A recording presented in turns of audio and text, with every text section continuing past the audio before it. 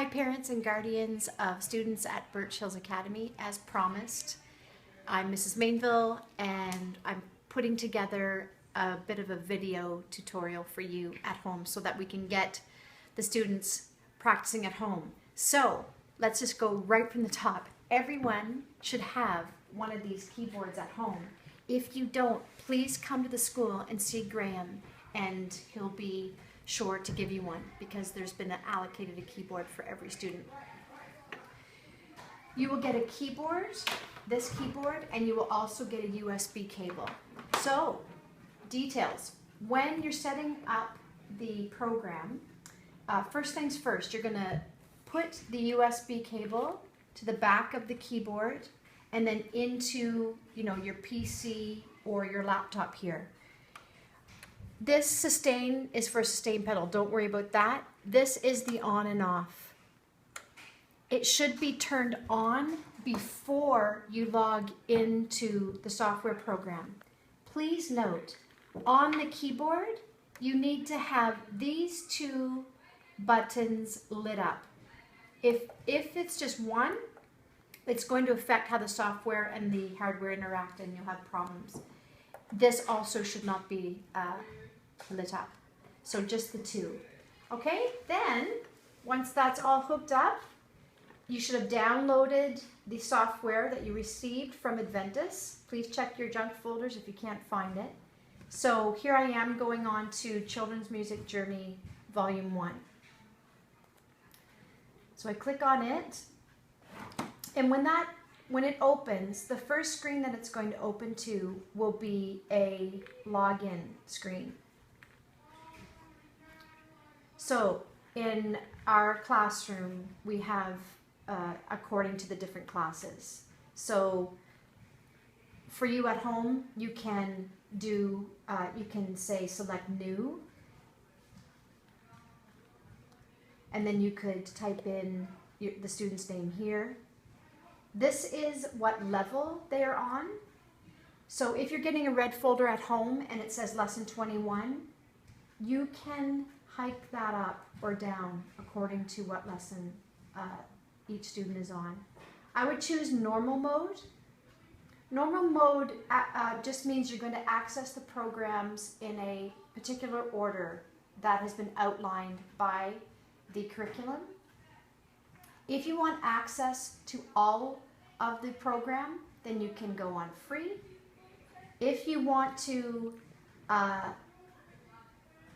kind of control what order your student, your child practices in or goes to the program in, you can put it on strict. Okay, so for this purpose, I'm going to show free so that I can show you everything. So we hit create. Okay, telling me to put in a name.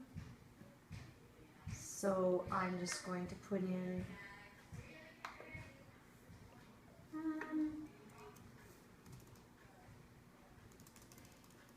I'm going to put in the name Maggie, because Maggie's helping me today. So create. So Maggie's name is up. I highlight it. I log in. This is the software. Typically in class, we begin every lesson here because this is the composer. He introduces the lesson to the students. Following that, we go on to Miss Melody, which is basically a practice room, which reinforces what they've learned from the composer. Typically after that, the kids can explore the games that are available for the lesson. And any games that are highlighted in green can be accessed by the kids. Please note the games are absolutely educational and reinforce their lessons. So playing games is not a waste of time. In the library, you can find different pieces according to different lessons. We are doing an in-class recital at the end of this month, and this is where the kids will probably go to find their piece that they're practicing. If they want extra practice for something, if I write something in their books to say, please, you need extra practice with left hand or whatever, that can be accessed in here.